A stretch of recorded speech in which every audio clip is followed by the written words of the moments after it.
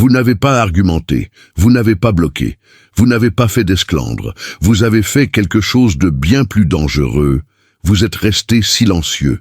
Au début, elle pense que ce n'est qu'une passade, elle pense que tu lui enverras un message plus tard, elle pense que ce n'est qu'une question de temps avant que tu ne réapparaisses comme avant, parce qu'elle s'était habituée à ta présence, à ton attention, à la certitude qu'en fin de compte, tu serais toujours là. Mais quand le silence persiste, quand le bonjour ne vient pas, quand l'histoire ne suscite aucune réaction, quand le schéma se brise, quelque chose commence à changer en elle. D'abord, c'est de l'étrangeté, puis de la curiosité, puis une légère insécurité. Car ce qui affecte vraiment une personne, ce n'est pas le bruit, c'est l'absence inattendue.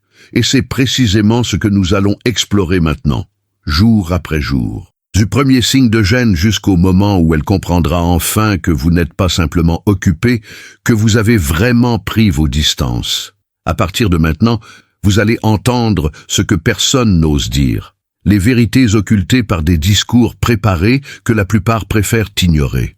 Alors, abonnez-vous à la chaîne, activez les notifications, likez la vidéo et dites-nous de quelle ville vous nous regardez, car je veux savoir d'où vous nous suivez. Beaucoup de femmes craignent qu'une chaîne comme la nôtre atteigne 100 000 abonnés, car elles savent que plus les hommes prennent conscience de la situation, moins la manipulation est efficace. Se réveiller ne sert à rien si tout le monde dort encore. Alors, abonnez-vous dès maintenant à la chaîne pour nous aider à développer notre communauté d'hommes lucides et préparés. C'est entièrement gratuit. Sans plus tarder, passons aux choses sérieuses. Jour 1. Étrangeté. Le premier jour de la véritable séparation, elle ne comprend toujours pas pleinement ce qui se passe, mais quelque chose en elle émet déjà un signal d'alarme silencieux. C'est une distance subtile, presque imperceptible pour les autres, mais qui laisse une marque profonde dans son subconscient, comme une petite fissure qui apparaît dans une vitre et qui, on le sait, pourrait finir par s'agrandir. Elle remarque des petits détails qui passeraient normalement inaperçus. Tes messages sont plus courts qu'avant, tu as mis plus de temps à répondre à ce message qu'elle jugeait important. Le ton des conversations a changé d'une manière qu'elle ne peut pas vraiment décrire, mais qu'elle ressent profondément. Peut-être t'es-tu connecté plus tôt que d'habitude, ou n'as-tu pas fait ce rituel du bonne nuit que vous aviez instauré naturellement au fil du temps. Peut-être n'as-tu pas répondu avec cet emoji affectueux que tu utilisais toujours, ou as-tu répondu par un simple « OK » au lieu de cette manière charismatique et attentionnée qui la caractérisait. Elle ressent un léger malaise persistant qu'elle attribue pourtant aisément aux aléas de la vie. Le travail, le stress personnel, ou tout simplement une de ces journées où tout semble plus lourd et plus morose. Ce premier jour, cette étrangeté prend la forme d'un vague malaise, comme cette chanson qui vous trotte dans la tête une fois et dont vous ne parvenez plus à vous défaire, sans vraiment savoir pourquoi, ni ce qu'elle signifie. Elle tentera peut-être d'avoir une conversation normale ou de faire une de ces blagues légères et affectueuses pour tester si vous êtes toujours aussi impliqué et intéressé qu'avant. Il y a chez elle une tentative inconsciente et intelligente de renouer avec cette habitude disparue, cette dynamique qui faisait que tout fonctionnait parfaitement entre vous. Si vous répondez brièvement, avec peu de mots, ou d'une manière désintéressée et mécanique, ce malaise s'accentue, créant une légère anxiété supplémentaire. Mais elle se justifie facilement, car l'alternative, accepter que quelque chose soit vraiment en train de changer, est trop douloureuse à ce stade. Elle pense peut-être, il doit vraiment en avoir marre de quelque chose, ou c'est juste une mauvaise journée, ça va passer. Elle est encore dans le déni, car accepter qu'un changement fondamental se soit produit signifierait affronter une émotion complexe et bouleversante, à laquelle elle n'est pas encore prête à faire face. Le premier jour est ce moment crucial, où tout peut encore s'expliquer facilement par des circonstances extérieures, mais où la vérité sur l'éloignement a déjà commencé à frapper à la porte par de petits coups qu'elle ne peut plus ignorer. La gêne du premier jour est aussi marquée par un espoir persistant, presque désespéré, qui sommeille en elle. Elle espère que vous reprendrez vos habitudes dès le lendemain, que tout n'était qu'un désagrément passager et que votre vie retrouvera son rythme confortable et prévisible. Elle repensera peut-être à ses propres actions, se demandant si elle a mal agi ou dit quelque chose qui l'a offensée, car au fond, elle préfère s'en vouloir plutôt que d'accepter que vous preniez vos distances délibérément. Une petite panique grandit en elle, mais elle l'étouffe par des justifications et de l'espoir, car ce n'est tout simplement pas le moment de s'affoler.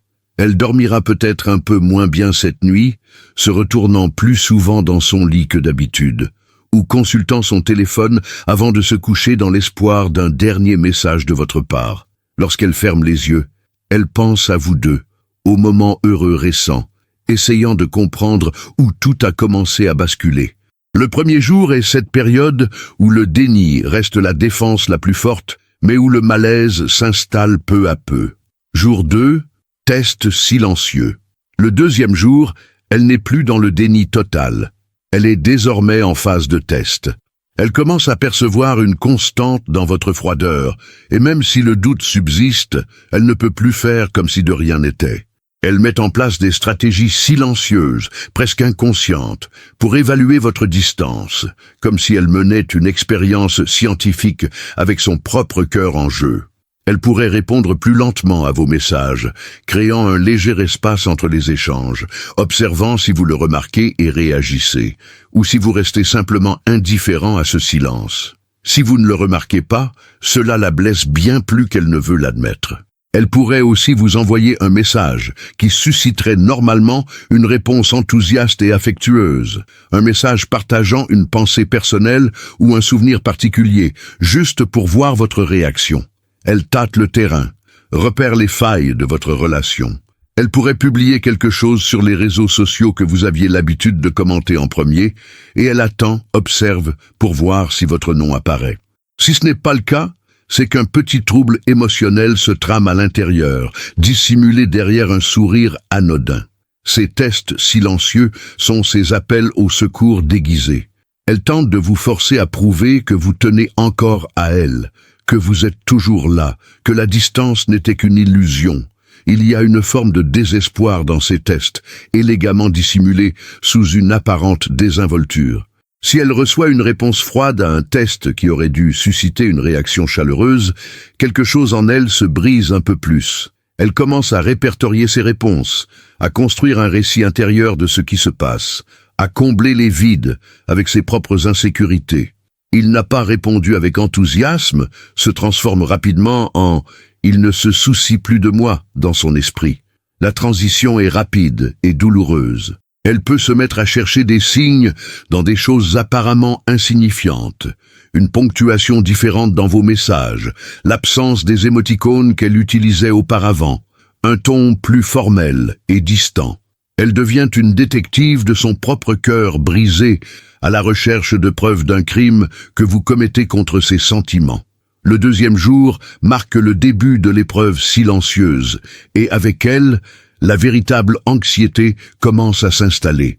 La deuxième nuit est plus difficile que la première. Le poids de l'incertitude lui pèse davantage et le sommeil lui fait défaut. Elle vérifie son téléphone à plusieurs reprises, attendant un message qui ne vient pas, ou regrettant d'avoir envoyé ce dernier message, peut-être perçu comme désespéré ou empreint de besoin. Elle commence à se remettre en question comme jamais auparavant. Est-elle à la hauteur? A-t-elle fait quelque chose qui lui a déplu? A-t-il rencontré quelqu'un d'autre? S'est-il simplement lassé d'elle? Ses pensées tournent en boucle, comme un manège sans fin. Elle dort avec son téléphone à côté d'elle, comme un talisman capable de la faire revenir comme par magie. Le deuxième jour marque la fin de l'innocence, la fin de l'espoir qu'il ne s'agisse que d'un simple malentendu. À présent, elle commence vraiment à croire que quelque chose ne va pas profondément, et cette conviction l'effraie plus que tout ce qu'elle a ressenti jusqu'ici. Jour 3. Fait intéressant. Le troisième jour, sa curiosité se mue en une obsession dévorante. Elle n'est plus simplement agitée ou craintive. Elle est désormais véritablement curieuse et perspicace, déterminée à trouver les réponses qui expliqueraient votre retrait. À ce stade, sa curiosité se mêle à une peur brûlante et lancinante de connaître la vérité, mais aussi à un besoin compulsif de savoir. Elle peut commencer à scruter son propre comportement, ses conversations, ses actions, cherchant le moment précis où tout a basculé. Elle relit d'anciennes conversations à la recherche de messages qu'elle aurait pu ignorer ou mal interpréter, tentant de trouver le point de bascule.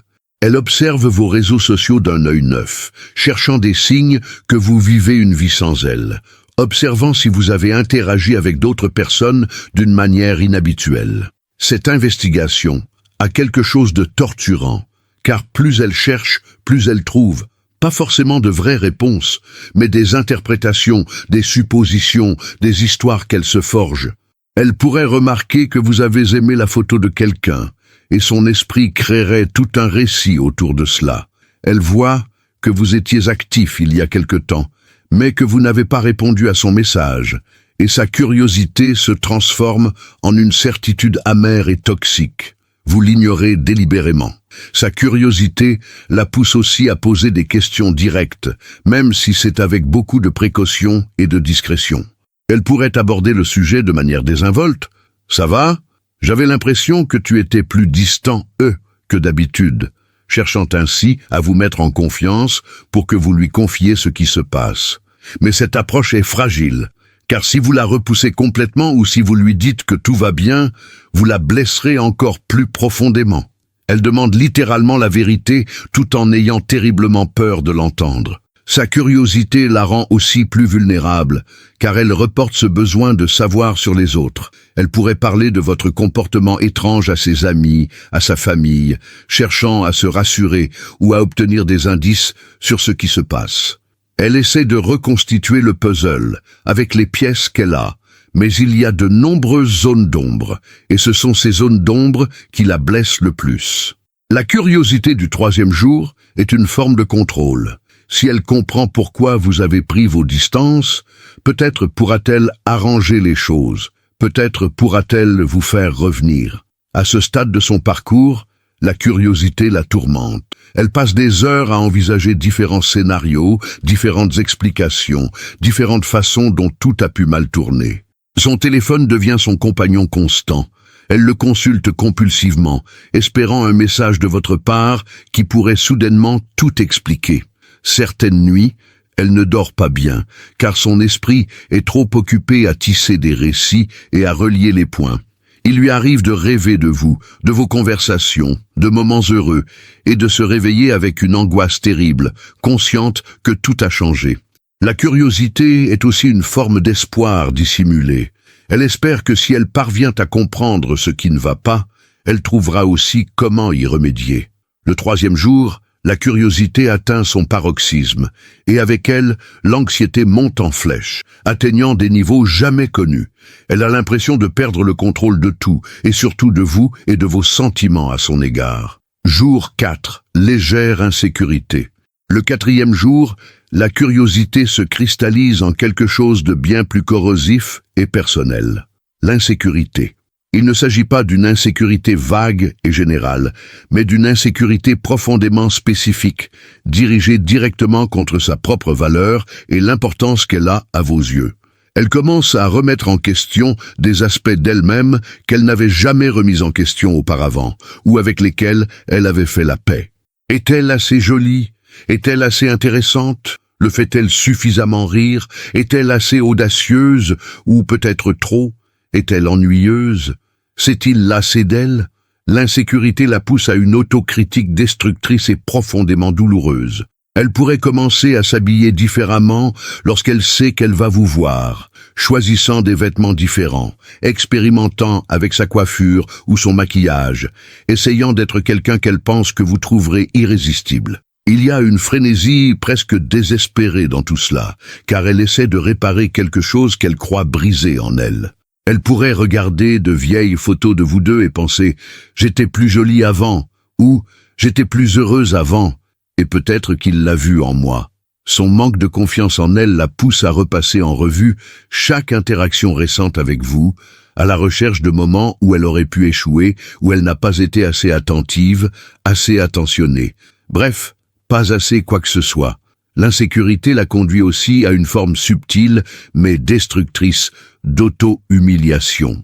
Elle peut revoir ses exigences à la baisse, diminuer ses attentes quant à la façon dont il devrait la traiter, simplement pour le garder près d'elle. S'il ignore un message, elle ne s'en plaint pas. Elle minimise l'importance de ce message à ses yeux. S'il n'appelle plus aussi souvent qu'avant, elle se dit qu'il est occupé et finit par se contenter de miettes là où elle attendait autrefois des attentions plus importantes. Il y a là une perte de dignité dont elle n'a pas pleinement conscience, mais qui la blesse profondément à un niveau qu'elle ne parvient pas à exprimer. L'insécurité la rend également vulnérable aux interprétations erronées de ses actions.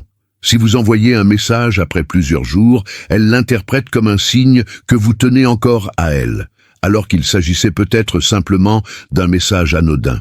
Elle s'accroche à ces petits signes comme un naufragé s'accroche à un morceau de bois dans une mer déchaînée. L'insécurité la rend aussi plus encline à accepter des justifications faibles ou à vous trouver des excuses, car l'alternative, qui ne vous intéresse pas vraiment, est tout simplement trop douloureuse à envisager. Ce 4e jour, elle se regarde dans le miroir et ne voit que des défauts là où auparavant elle ne voyait que des atouts. Ses lèvres n'ont pas la bonne couleur, ses cheveux manquent de brillance, son corps n'est pas exactement comme elle le souhaiterait. L'insécurité la ronge, la laissant constamment insatisfaite d'elle-même, ce qui la rend encore plus anxieuse et désespérée. Elle pourrait acheter quelque chose de nouveau pour tenter de se sentir mieux, ou passer des heures sur les réseaux sociaux à se comparer à d'autres femmes, se demandant si vous les trouveriez plus attirantes. Cette souffrance a une dimension compétitive et comparative qui constitue une véritable torture. La nuit, elle ne parvient pas à dormir, car son esprit est envahi de pensées critiques envers elle-même. Elle imagine comment elle pourrait être meilleure, plus intéressante, plus digne de votre attention. Ce 4e jour marque un tournant subtil, mais profond. La faute n'est plus seulement imputée à vous ou aux circonstances extérieures, mais désormais, consciemment ou inconsciemment, elle commence à se blâmer elle-même. Et cette auto-accusation est une forme de douleur bien plus difficile à supporter seule. Jour 5, comparaison mentale. Le 5e jour, la comparaison mentale devient l'obsession de son existence. Elle n'est plus seulement complexée par elle-même, elle se compare désormais activement à d'autres femmes, réelles ou imaginaires, qui pourraient faire partie de sa vie. Elle voit une amie avec son petit ami et pense aussitôt « Il n'a jamais été comme ça avec moi ». Ou bien elle voit un couple dans un café et éprouve un profond regret. « Tu étais comme ça avant, mais tu ne l'es plus ». La comparaison est destructrice car elle n'aboutit à rien de bon. Peu importe à quoi elle se compare, la conclusion est toujours la même. Elle a un sentiment d'échec. Si elle voit une femme plus belle, elle en conclut que c'est pour ça qu'il prend ses distances. Si elle voit une femme plus intelligente, elle pense qu'elle est ennuyeuse. Si elle voit une femme plus indépendante, elle se reproche d'être trop dépendante. La comparaison mentale la plonge dans les ténèbres, car elle crée littéralement les fantômes qui la hantent. Elle peut passer des heures à observer les profils des personnes qu'il suit sur les réseaux sociaux, à analyser chaque photo, chaque commentaire, à la recherche de signes indiquant qu'il s'intéresse à quelqu'un d'autre. Cette quête de confirmation de ses pires soupçons est une forme d'autodestruction, mais elle ne peut s'en empêcher. La comparaison s'étend aussi à une comparaison entre lui et elle-même. Qui il était au début de leur relation et qui il est devenu. Elle se souvient de son attention, de sa passion, de sa présence, et elle compare cette version à celle, froide et distante, à laquelle elle est confrontée aujourd'hui. Elle se demande à quel moment précis il a cessé d'être ainsi, et si elle a contribué à ce changement. Elle pourrait se reprocher de l'avoir laissé changer, comme si elle avait le pouvoir de l'empêcher. Cette comparaison l'amène également à comparer différentes relations. Elle pense à ses ex, à ses amis qui vivent des relations épanouies, à des couples qui semblent heureux et se demande pourquoi la sienne s'effondre. Il y a un sentiment d'injustice dans cette comparaison, comme si l'univers conspirait contre elle. Elle voit des publications de couples heureux sur les réseaux sociaux et ressent une colère brûlante mêlée d'envie. Pourquoi peuvent-ils être heureux alors qu'elle souffre ? Cette comparaison l'isole encore davantage, car elle ne peut partager pleinement ses sentiments avec personne. Comment expliquer cette obsession, cette comparaison mentale incessante ? Au 5e jour, la comparaison mentale l'obsède au point qu'elle ne peut plus penser à rien d'autre. Elle s'évalue constamment par rapport à un idéal inatteignable et mouvant. Si elle change de coiffure, elle se demande s'il le remarquera et si cela lui plaira. Si elle change de vêtements, elle se demande s'il la trouvera plus attirante ou s'il sera trop tard. Cette comparaison la rend presque frénétique, car elle cherche la formule magique pour le faire revenir, et elle croit que cette formule consiste simplement à être meilleure d'une manière ou d'une autre. Son sommeil est désormais fortement perturbé, car son esprit ne cesse de s'agiter. Elle ne dort que quelques heures et se réveille avec une oppression thoracique, replongeant aussitôt dans ses pensées obsessionnelles de comparaison. Il lui arrive de se réveiller d'un cauchemar où il est avec une autre, et il lui faut des heures pour se calmer.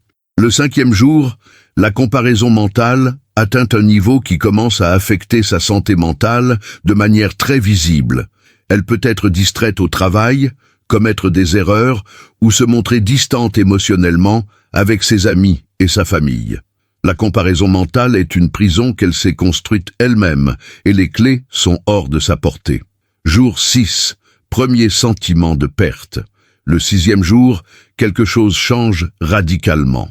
Les comparaisons, l'insécurité, la curiosité, tout cela s'estompe et laisse place à une vérité simple et dévastatrice. Elle est en train de le perdre. Ce n'est pas un soupçon, ni une possibilité abstraite qu'elle explorait intellectuellement. C'est une sensation viscérale, corporelle, presque physique. Elle ressent cette perte comme une pression dans sa poitrine, comme si quelque chose d'important était lentement arraché de l'intérieur. Pour la première fois, elle ne cherche plus à comprendre pourquoi il s'éloigne, ni à réparer ce qui est brisé. Elle ressent simplement la réalité. Il est parti, ou il est sur le point de partir. Cette sensation initiale de perte est presque paralysante, car elle la force à affronter ce qu'elle a évité pendant 5 jours, son impuissance. Elle ne peut pas être à la hauteur, car il ne le souhaite plus. Elle ne peut rien y changer, car il ne veut pas que ce soit réparé. Elle ne peut pas le faire revenir, car il a déjà décidé de la quitter. Cette prise de conscience la frappe comme une vague, et elle a l'impression de se noyer. Ce 6e jour, elle risque de craquer. Elle pourrait se mettre à pleurer sans prévenir, sans raison apparente, simplement parce que la réalité de la perte l'aura enfin submergée. Elle pourrait pleurer aux toilettes au travail, dans son lit avant de s'endormir, ou dans sa voiture avant de rentrer chez elle. Il y a dans ces larmes un désespoir qu'elle n'a jamais connu, car ce sont des larmes de chagrin. Elle fait littéralement le deuil d'une relation qui est encore techniquement vivante, mais qu'elle sait en train de mourir. Ou peut-être est-elle déjà morte. Elle pourrait essayer de vous contacter plus directement, non pas par des tests subtils ou des messages prudents, mais d'une manière plus honnête et vulnérable. Elle pourrait dire quelque chose comme « J'ai l'impression que tu m'évites » ou « Qu'est-ce qui a changé entre nous ?» Et selon votre réponse, ce sentiment de perte sera soit douloureusement confirmé, soit une lueur d'espoir apparaîtra, laissant entrevoir que tout n'est peut-être pas perdu.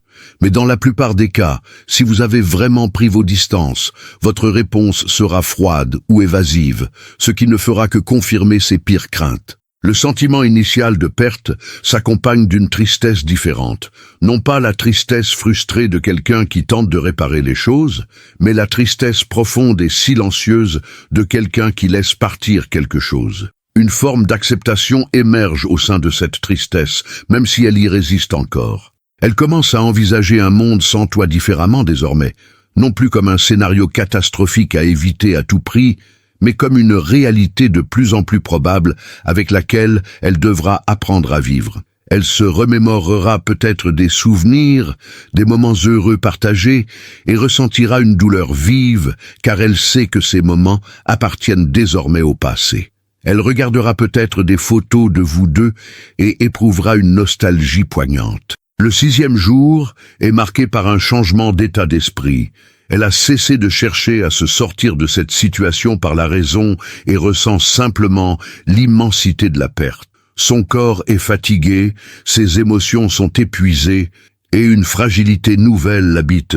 Elle est plus calme, plus introspective, plus encline à de longues périodes de silence où elle se confronte simplement à la réalité de ce qui se passe. Jour 7. Sensibilisation. Le 7e jour, une prise de conscience brutale et implacable émerge. Elle comprend désormais pleinement la situation. Tu es parti, non pas parce qu'elle n'était pas à la hauteur, non pas parce qu'elle a mal agi, mais simplement parce que tu l'as choisi. Cette prise de conscience est à la fois libératrice et dévastatrice. Libératrice, car elle peut enfin cesser de se chercher des coupables, car la vérité est que la décision ne lui appartenait pas dès le départ. On choisit qui on aime et avec qui on veut être, et tu as décidé que ce n'était plus elle. La prise de conscience du 7e jour est différente de tout ce qu'elle a pu savoir auparavant. C'est une connaissance enfouie au plus profond d'elle-même, qu'elle ressent viscéralement. Elle ne nie plus, ne teste plus, n'enquête plus, ne compare plus, ne se lamente plus. Elle voit simplement la vérité dans sa forme la plus brute, la plus simple. Et cette vérité, bien que dure, apporte une étrange sensation de paix mêlée à la douleur. Au moins, maintenant, elle sait. Au moins, maintenant, elle ne vit plus dans l'incertitude. Elle a fini par accepter ce qu'elle est. Et bien que cette acceptation soit profondément triste, elle est aussi définitive. Cette prise de conscience lui permet aussi de mieux vous comprendre. Elle vous voit différemment désormais, non plus comme la personne parfaite qu'elle cherchait à reconquérir, mais comme une personne qui a fait un choix. Et elle doit maintenant faire le sien également. Elle peut choisir de rester dans cette souffrance en espérant que vous changiez d'avis, ou elle peut choisir de prendre ses distances émotionnellement. Ce choix lui appartient, et c'est peut-être la première fois depuis des jours qu'elle a un véritable pouvoir sur cette situation. De cette prise de conscience émerge une dignité, le refus de continuer à demander, à attendre, à être sans cesse rejetée. Elle peut décider de rompre tout contact, de maintenir une relation amicale mais distante, ou simplement de laisser les choses en l'état. Mais quel que soit son choix, elle le fait désormais en toute lucidité, et non plus sous l'effet d'illusions ou d'espoir vain. Cette prise de conscience la rend également plus empathique envers elle-même. Elle commence à reconnaître que la souffrance qu'elle a endurée ces derniers jours était réelle, légitime, et qu'elle n'y était pour rien. Elle a été victime des circonstances, de ses propres émotions, du pouvoir qu'elles exerçaient sur elle, mais elle commence maintenant à se rétablir. La nuit du 7e jour, quelque chose change en elle. Elle peut enfin dormir sans que son téléphone ne soit à ses côtés comme un talisman magique, car elle n'attend plus un message qui viendra tout arranger. Elle peut se réveiller le matin sans cette oppression immédiate à la poitrine lorsqu'elle se souvient de tout ce qui s'est passé. La douleur est toujours là, elle le sera encore un peu. La douleur de la perte ne disparaît pas simplement parce qu'on la comprend. Mais c'est une douleur différente maintenant, une douleur dont elle sait qu'elle finira par guérir. La prise de conscience du 7e jour marque la fin d'une phase et le début d'une autre. Elle vous aime encore. Peut-être vous aimera-t-elle toujours, mais maintenant, elle s'aime aussi suffisamment pour vous laisser partir. Une maturité émotionnelle émerge de cette prise de conscience. La compréhension que les relations sont fragiles, que les gens changent et que parfois l'amour ne suffit pas. Et bien que cette leçon soit coûteuse et douloureuse, elle est aussi inestimable. À la fin du 7e jour, elle n'est plus la même personne qu'au premier jour. Elle a connu la perte et a commencé à apprendre à vivre avec. Et peut-être, qui sait, est-ce là le premier véritable pas vers la guérison? Si cette vidéo vous a touché, montrez votre soutien. Aimez-la, abonnez-vous à la chaîne et laissez un commentaire avec le mot « gratitude ». Ce simple geste permet à l'algorithme de diffuser ce message à davantage d'hommes qui ont besoin d'ouvrir les yeux et de retrouver leur force intérieure. Chaque interaction compte pour faire avancer ce mouvement. Merci de nous suivre. Restez avec nous, car chaque jour nous partageons des idées et des conseils pour vous aider à renforcer votre mental, à reconstruire votre estime de soi et à prendre votre vie en main. Gros bisous et à bientôt dans la prochaine vidéo.